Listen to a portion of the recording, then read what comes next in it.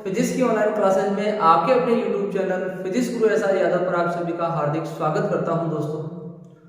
दोस्तों विद्यार्थी जीवन में अपनी छोटी छोटी जो आदतें होती है वो अपने जीवन में एक बहुत बड़ा फर्क पैदा कर देती है। अपने जीवन में यदि कुछ परिवर्तन करना है तो उस परिवर्तन का श्रेय होता है विद्यार्थी जीवन। स्टूडेंट लाइफ में अपन ने जो भी किया वही किया हुआ अपने आने वाले जीवन में होता है, क्योंकि वही आदतें अपने जीवन में आगे अपने को एक मजबूरी बन जाती है कहने का मतलब, और वही आदत अपने जीवन में आगे अपने को आगे बढ़ने के लिए या अपने को पीछे धकेलने के लिए जिम्मेदार होती है। तो यहाँ पर आज के समय में स्टूडेंट यदि आपको आगे बढ़ना है तो विद्यार्थी जीवन में आपको ऐसी आदतों का अनुसरण करना है जिन आदतों से आप आने वाले समय पर विजय प्राप्त कर सको, अपनी सफलता का पताका वहां पर आप फहरा सको। इसके लिए आपको आज से ही अपने जीवन में कुछ अच्छी आदतों का अनुसरण करना है। किसी ने क्या खूब कहा है, अगर मेहनत आदत बन जाए, किसी ने क्या खूब कहा है, अगर मेहनत आदत बन जाए तो कामयाबी मुकद्दर बन जाती है, तो कामयाबी मुकद्दर बन जाती है। सो स्टूडेंट्स आज से ही अच्छी मेहनत करें और अच्छी मेहनत के बल पर आप अच्छी सफलता को प्राप्त करें। यदि अपन कह सकते हैं कि स्टडी यदि हार्ड है तो सीधा मैजिक। फिर से देखो इसे। सो स्टूडेंट्स सी स्टडी हार्ड कैसे। So students study hard and see the magic. Magic आपको देखना है अपने जीवन का तो आज से ही आपको हार्ड स्टडी करनी है। मैं हूं आपका फिजिक्स गुरु श्रीराम यादव। फिजिक्स की ऑनलाइन क्लासेस में आप सभी का फिर से हार्दिक स्वागत करता हूं। आज की क्लास में अपन एक ऐसा इंपॉर्टेंट टॉपिक पढ़ने वाले हैं। उस इंपॉर्टेंट टॉपिक का महत्व अपने आप में यदि अपन कहे कि एक साइंस में अपने आप में खुद अपनी भूमिका रखता है, खुद अपना महत्व रखता है, और वो है गोलीय दर्पण। और गोलीय दर्पण के लिए भी अपन पढ़ रहे हैं गोलीय दर्पण के लिए सूत्र या गोलीय दर्पण का समीकरण। गोलीय दर्पण students study hard and see the magic. Magic आपको देखना है अपने जीवन का तो आज से ही आपको हार्ड स्टडी करनी है। मैं हूं आपका फिजिक्स गुरु श्रीराम यादव। फिजिक्स की ऑनलाइन क्लासेस में आप सभी का फिर से हार्दिक स्वागत करता हूं। आज की क्लास में अपन एक ऐसा इंपॉर्टेंट टॉपिक पढ़ने वाले हैं। उस इंपॉर्टेंट टॉपिक का महत्व अपने आप में यदि अपन कहे कि एक साइंस में अपने आप में खुद अपनी भूमिका रखता है, खुद अपना महत्व रखता है, और वो है गोलीय दर्पण। और गोलीय दर्पण के लिए भी अपन पढ़ रहे हैं गोलीय दर्पण के लिए सूत्र या गोलीय दर्पण का समीकरण। गोलीय दर्पण के लिए दर्पण समीकरण या दर्पण सूत्र है, वो दर्पण समीकरण या दर्पण सूत्र क्या है वो आज की क्लास में डिस्कस करने वाले हैं। सभी कॉम्पिटिटिव एग्जाम, बोर्ड क्लास है, 10th 12th चाहे 9th क्लास हो, चाहे आपकी 7th क्लास हो, चाहे 8th क्लास हो, सभी में ऑप्टिक्स साइंस का एक बेसिक नीड है ऑप्टिक्स, उसका एक इंपॉर्टेंट टॉपिक है जिसको डिस्कस करने वाले हैं। तो बने रहिए वीडियो के अंत तक और लीजिए इस वीडियो का मजा, और अंत में जो फॉर्मूला प्राप्त कर रहे हैं वही फॉर्मूला इस टॉपिक का एक इंपॉर्टेंट सूत्रधार होता है। तो देखो शुरू करते हैं आज की क्लास। तो सबसे पहले मैं इस फॉर्मूले को परिभाषित करना चाहूंगा, क्योंकि फॉर्मूला एक इक्वेशन है अपने पास। इस इक्वेशन में अपने पास दर्पण से संबंधित विभिन्न दूरियां हैं, दर्पण से संबंधित विभिन्न दूरियां हैं। उन दूरियों के मध्य ये रिलेशन व्यक्त करता है फॉर्मूला, जिसे अपन मिरर फॉर्मूला कह रहे हैं, मिरर इक्वेशन कह रहे हैं। वही दर्पण से संबंधित जो दूरियां हैं उन दूरियों के मध्य रिलेशन व्यक्त करता है। सही है। अब यहां पर वो कौन सी दूरियां हैं, देखो उन दूरियों में 3 दूरियां हैं स्टूडेंट, तीनों की तीनों दूरियां हैं। इन दूरियों के मध्य संबंध ज्ञात करने वाला समीकरण दर्पण सूत्र या दर्पण समीकरण कहलाता है। वो 3 दूरियां हैं। उसमें सबसे पहली दूरी है बिंब की दूरी। दर्पण से बिंब या वस्तु कितनी दूरी पर रखा हुआ है, तो पहली दूरी है यहां पर बिंब की दूरी, जिसे स्मॉल यू से व्यक्त कर रहे हैं स्टूडेंट अपन। स्मॉल यू यहां पर बिंब की दूरी को व्यक्त करता है। सही है। आगे बढ़े अपन दूसरी दूरी की बात करें तो दूसरी दूरी है वो है प्रतिबिंब की दूरी। दर्पण से कितनी दूरी पर प्रतिबिंब बन रहा है, दर्पण से कितनी दूरी पर प्रतिबिंब बन रहा है उस दूरी को देखते हैं। उस दूरी को व्यक्त करते हैं पर स्मॉल v से।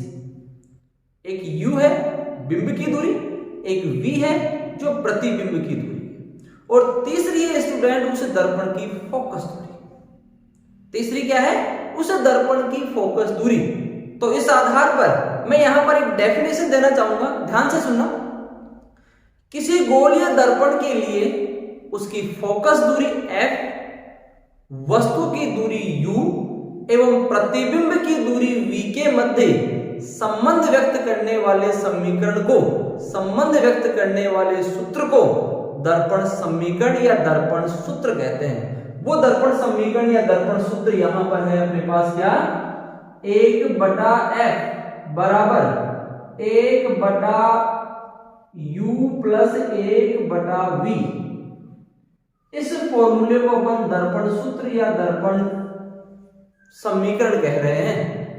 तो आज की क्लास में इसी फॉर्मूले को अपने को ज्ञात करना है, प्रूव करना है। ये फॉर्मूला अपने पास जो दर्पण फॉर्मूला है, इस दर्पण सूत्र को अपने को प्रूव करना है। उसके लिए यहां पर मैं एक अवतल दर्पण है, देखो इसको प्रूव कैसे कर रहे हैं। इसके लिए यहां पर देखो, बोर्ड पर देखो इधर, अपने पास एक अवतल दर्पण है। इस अवतल दर्पण के सामने यहां पर ये बिंब या वस्तु रखी हुई है AB के रूप में, M1 M2 के रूप में यहां पर एक क्या है? अवतल दर्पण, सही है। और AB के रूप में इसके सामने क्या रखी हुई है? बिंब या वस्तु रखी हुई, जिससे आने वाली ये दो प्रकाश किरणें इस दर्पण से परावर्तन के पश्चात इस बिंदु B डैश पर मिल रही है।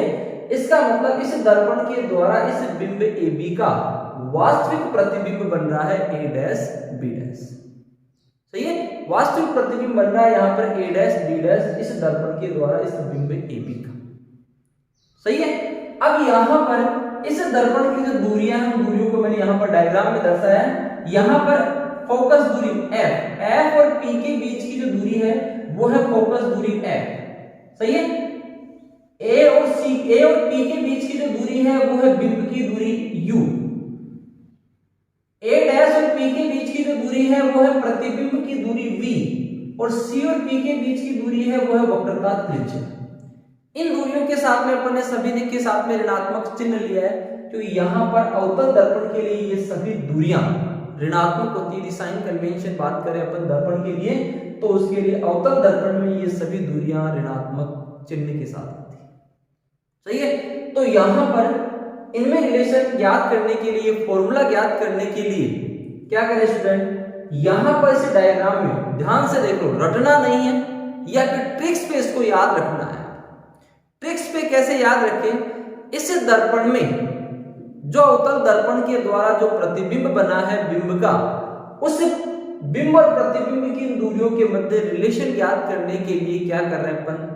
इस डायग्राम में विभिन्न त्रिभुजों का उपयोग कर रहे हैं। एक त्रिभुज दूसरे त्रिभुज के साथ में समरूप होगा।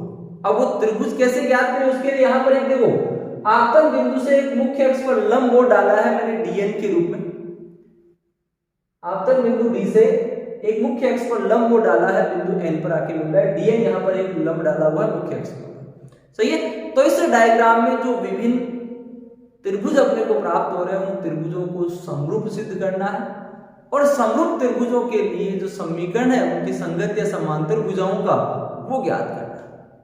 तो उसके लिए देखो यहां पर स्टूडेंट, उसके लिए यहां पर सबसे पहले देखो, इस डायग्राम में ले रहा हूं मैं क्या? त्रिभुज ABC एवं त्रिभुज A'D' से त्रिभुज ABC और त्रिभुज A'B' इन दोनों त्रिभुजों की बात कर रहे हैं स्टूडेंट अपन, सही है। पहले जो दो त्रिभुज आ रहे हैं अपने, वो पहले दो त्रिभुज ये आ रहे हैं अपने पास, सही है। इन दोनों त्रिभुजों में देखो, इन दोनों त्रिभुजों की बात करें तो कोण BAC बराबर है कोण B' A' C के। क्यों? क्योंकि यहां पर ये दोनों के दोनों समकोण है, दोनों कोणों का मान जो है वो 90 डिग्री है। ये कोण यहां पर 90 डिग्री है और इस त्रिभुज में ये कोण 90 डिग्री बराबर है। दूसरी बात, कोण BCA बराबर है कोण BCA के।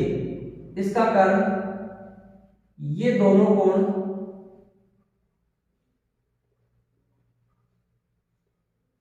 शीर्षाभिमुख कोण, आमने सामने बनने वाले कोण शीर्षाभिमुख होते हैं। तो ये दोनों शीर्षाभिमुख कोण, इसका मतलब ये दोनों कोण बराबर है। इसका मतलब इन दोनों त्रिभुजों में ये दो कोण एक समान आ रहे हैं। दो त्रिभुजों के समरूप होने के लिए कोई सी भी एक कंडीशन बन सकती है। क्या? या तो उनमें दो भुजाएं बराबर हो, या उनमें दो कोण बराबर हो, या फिर उनमें एक कोण और एक भुजा बराबर होती है, तो उन त्रिभुजों को अपन समरूप त्रिभुज कह सकते हैं। इसका मतलब यहां पर ये दोनों त्रिभुज कैसे हैं? समरूप त्रिभुज हैं। कैसे त्रिभुज हैं? दोनों ये समरूप त्रिभुज हैं। अतः त्रिभुज ABC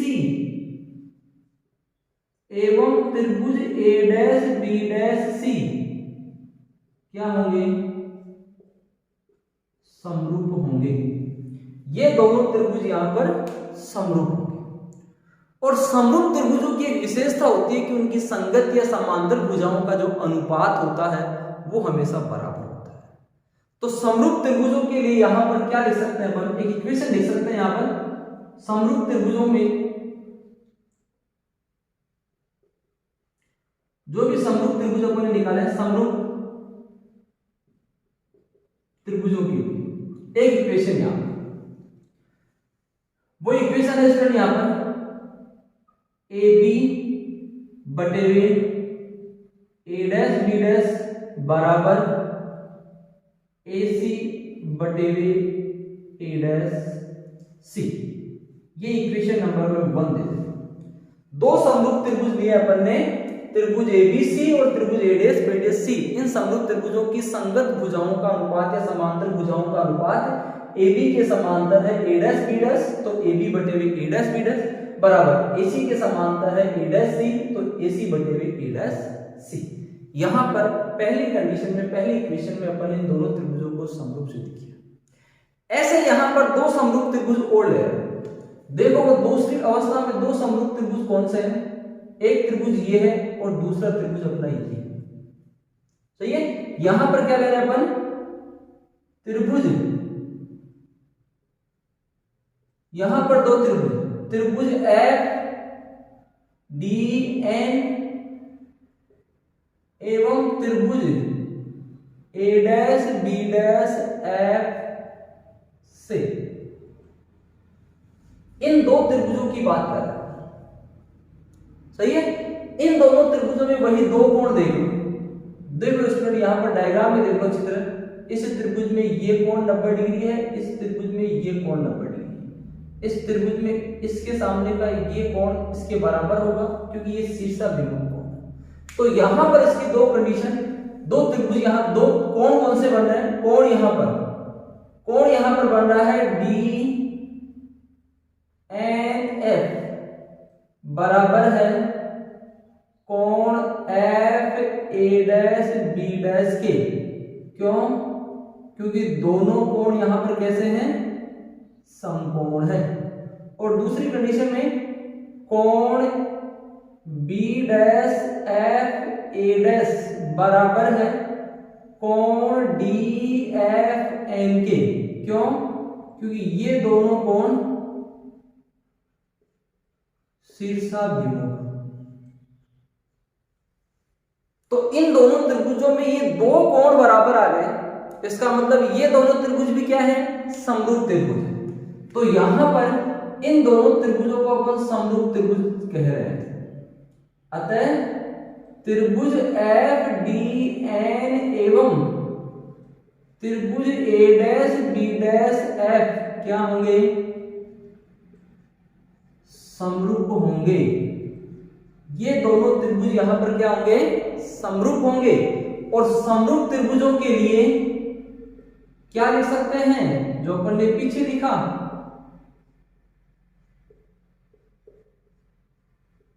समरूप त्रिभुजों के लिए उनकी संगत या समांतर भुजाओं का जो अनुपात है वो बराबर होगा। तो यहां पर देखो, भुजा DN के समांतर है भुजा A', B', ये बराबर होगी। भुजा FN के समांतर है भुजा A',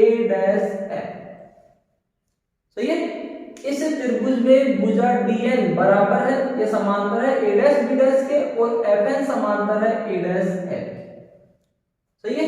अब डायग्राम में एक चीज देखो स्टूडेंट, जो भुजा DN की लंबाई है वही लंबाई वस्तु या बिंब AB के बराबर है, समांतर है दोनों के दोनों। तो इसका DN का मान जितना होगा उतना ही मान AB का होगा, या AB का जितना मान है उतना ही DN का मान है। इसका मतलब स्टूडेंट यहां पर क्या लिख सकते हैं, जो अपने पास भुजा DN है उसके स्थान पर क्या लिख सकते हैं, AB लिख सकते हैं। इसलिए यहां पर क्या मिल गया अपने को, इसलिए यहां पर अपने को नई इक्वेशन मिल गई, क्या, AB बटे वे A', B' बराबर FN बटे वे A', F, सही है। ये इक्वेशन यहां पर अपने को मिल गई, क्लियर है। इसको देता हूं मैं इक्वेशन नंबर 2, ये मेरे को दूसरी इक्वेशन मिल गई, सही है। अब देखो अपने पास दो इक्वेशन आ गई, नंबर 1 और नंबर 2। दोनों इक्वेशंस में देखो इस इक्वेशन का एक पद जो है वो इक्वल है, AB upon A', B', AB upon A', B'। इसका मतलब इन दोनों का कंपैरिजन कर सकते हैं। तो यहां पर समीकरण 1 व 2 की तुलना करने, इन दोनों इक्वेशंस को अपन कंपैरिजन कर रहे हैं यहां पर, सही है। तो क्या इक्वेशन मिल रही है अपने को, इक्वेशन मिल रही है यहां पर AC बटे में A', बराबर FN बटे में A', F, ये इक्वेशन मिल रही है यहां पर। अब इस इक्वेशन में यहां पर फिर से थोड़ा सा करेक्शन करना है अपने को, ध्यान रखना है, इसमें ट्रिक्स में देखना है इसको। क्या करना था, पहले तो क्या किया, दो त्रिभुज लिए उनको समरूप सिद्ध किया, समरूप त्रिभुजों की संगत या समांतर भुजाओं का अनुपात ज्ञात किया, और उनको अपन ने तुलना कर और इक्वेशन प्राप्त कर। अब उस इक्वेशन में एक ट्रिक्स और लगानी है अपने को, कि यहां पर जो अपन ने दर्पण लिया है, यदि इस दर्पण का द्वारक छोटा है तो बिंदु N व P संपाती हो। क्या कंडीशन लगा रहा हूं यहां पर, यदि दर्पण का द्वारक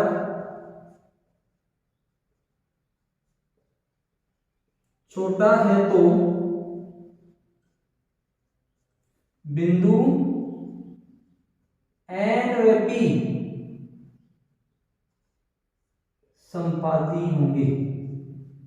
बिंदु N व P यदि संपाती आ रहे हैं तो उस अवस्था में क्या होगा, भुजा FN की जो लंबाई होगी वो भुजा FP के बराबर होगी, मतलब FN यहां पर इक्वल हो जाएगा किसके, FP के इक्वल हो जाएगा, सही है। तो यहां पर अपने को नई इक्वेशन क्या मिल रही है, नई इक्वेशन अपने को मिल रही है क्या,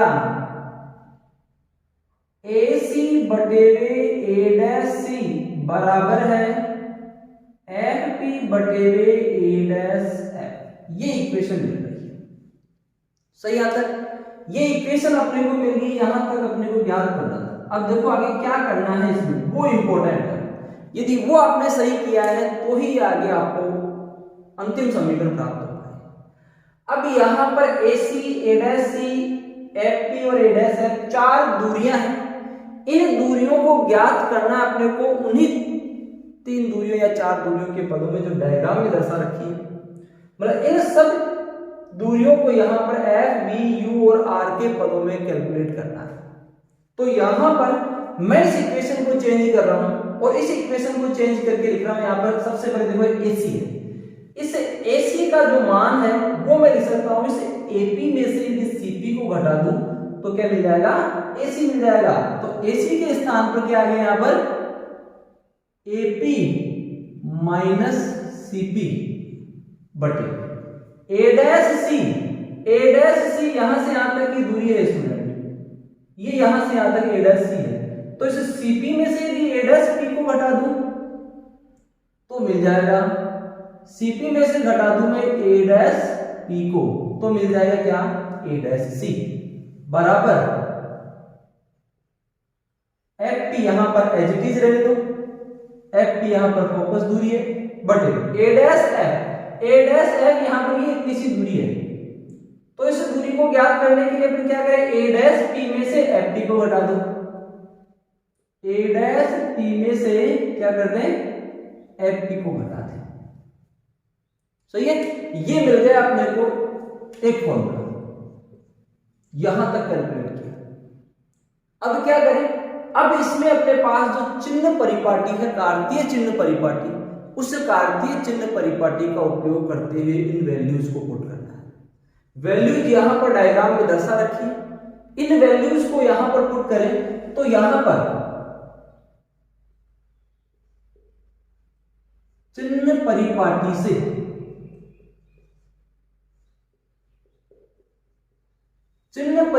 से देखो अपने को क्या मिल रहा है, इस इक्वेशन में देखो स्टूडेंट, इक्वेशन में यहां पर सबसे पहले है AP,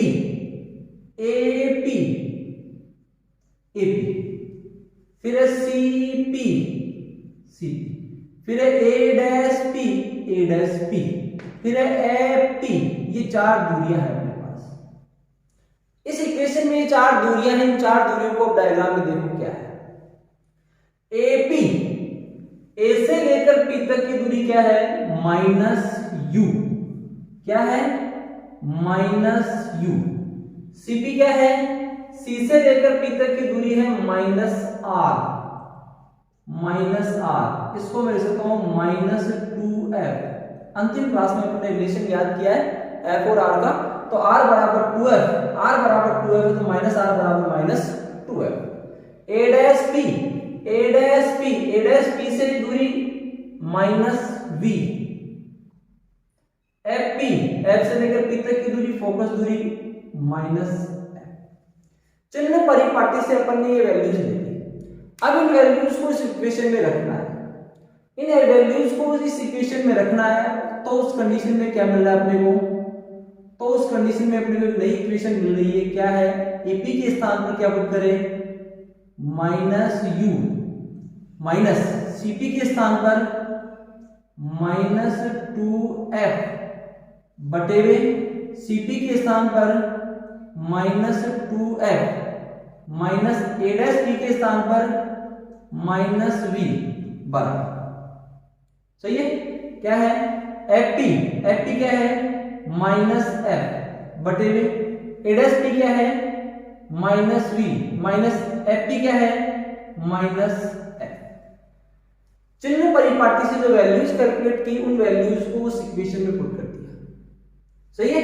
नई इक्वेशन क्या मिल रही है, -U प्लस 2F बटे में -2F माइनस प्लस V बराबर -F -V, और ये माइनस प्लस, ये इक्वेशन मिल रही है। अब यहां पर इस इक्वेशन को सोल्व करें, तो इस इक्वेशन को सोल्व करने के लिए मैं इसको क्रॉस मल्टीप्लाई कर रहा हूं।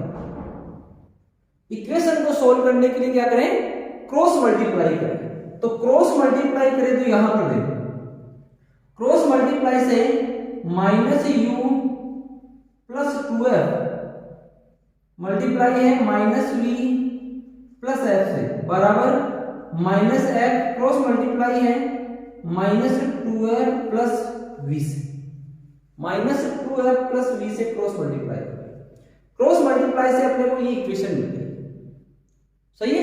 अब इस इक्वेशन को यहां पर सॉल्व करें, इस इक्वेशन को सॉल्व करें तो यहां पर क्या मिल रहा है अपने को, इक्वेशन को सॉल्व करें तो यहां पर क्या मिल रहा है अपने को, -U को मल्टीप्लाई करें, -V से, मैं इसको सीधा ही सॉल्व करके लिख रहा हूं। देखो क्या है, UV minus UF minus 2FB plus 2F square equal to 2F square minus FB। सही है। तो यहां से 2F स्क्वायर से 2F स्क्वायर कैंसिल हो जाएगा, ये एक FB इससे कैंसिल हो जाएगा। सही है। तो यहां से स्टूडेंट UV बराबर अपने को मिल रहा है FV प्लस UF, इन दोनों को मैंने पक्षांतर कर दिया, इस समीकरण की सोच लिया है, ये समीकरण मिल गया। इस समीकरण में यहां पर क्या कर ले अपन, UVF का भाग दे। देखो यहां पर फिर से ये इक्वेशन मिल गई, यहां पर फिर से ट्रिक लगाई अपन ने, क्या समीकरण में UVF का भाग दे दो, UVF का भाग दे दो तो क्या मिल जाएगा, जो शेष रह जाएगा वो शेष है 1/f बराबर 1/u प्लस 1/v, और यही अपना मिरर फॉर्मूला जो वेरी इंपॉर्टेंट है। मिरर फॉर्मूला अपन ने जो कैलकुलेट किया है वो है 1/f बराबर 1/u प्लस 1/v, यही अपना मिरर फॉर्मूला है जो इस गोलीय दर्पण के लिए बिंब की दूरी, प्रतिबिंब की दूरी एवं फोकस दूरी के मध्य संबंध को व्यक्त करता है। रिलेशन बिटवीन फोकस दूरी f, बिंब की दूरी u और प्रतिबिंब की दूरी v के मध्य संबंध को व्यक्त कर रहा है।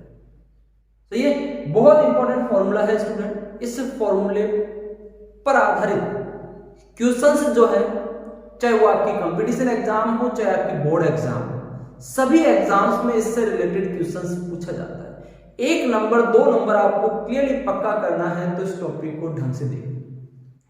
फिर भी इस टॉपिक में स्टूडेंट को कंफ्यूजन हो आपको, तो उस कंफ्यूजन को आप कमेंट बॉक्स में शेयर कीजिएगा। आशा करता हूं शायद आप लोगों को समझ में आया होगा, लेकिन फिर भी यदि दिमाग में कोई कंफ्यूजन है तो उस कंफ्यूजन को आप मेरे तक जरूर शेयर कीजिएगा। थैंक यू स्टूडेंट आज की क्लास के लिए।